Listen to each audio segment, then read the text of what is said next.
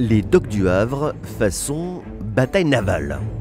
Dans le bassin Paul Vatine, deux guerriers de carbone attendent sagement d'en découdre avant un duel inédit.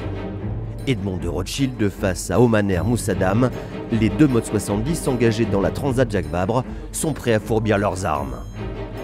Et comme souvent en novembre, le danger vient du ciel.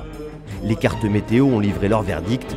Avec le très mauvais temps annoncé, le prologue est décalé de 24 heures et le grand départ d'Edmond de Rothschild est désormais programmé mercredi.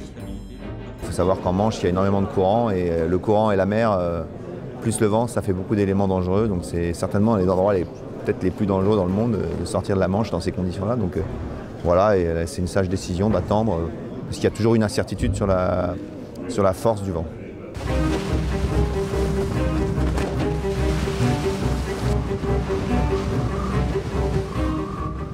Deux ans après son lancement, le trimaran armé par le baron Benjamin de Rothschild s'attaque à son plus gros défi. Car pour rejoindre Itajaí, au sud du Brésil, Sébastien Josse et Charles Caudrelier vont cravacher leur pur sang sur un très long parcours, 10 000 km, soit le quart d'un tour du monde. Avec Charles, c'est la première fois qu'on va prendre le départ d'une transatlantique en double sur un multicoque de 70 pieds. Donc c'est vrai que quand on sera de l'autre côté à Itajaí, on sera satisfait déjà de l'avoir fait. Et puis après, si le résultat est là, on sera encore plus heureux. Mais c'est vrai que c'est un gros engagement, en tout cas, dans la vie d'un marin. Jour et nuit, Sébastien et Charles vont en permanence se relayer à la barre. Un exercice indispensable pour exploiter au maximum le potentiel du bateau. Quand l'un barre, l'autre dort pour être à l'attaque au prochain relais. La sécurité et les performances du bateau sont à ce prix.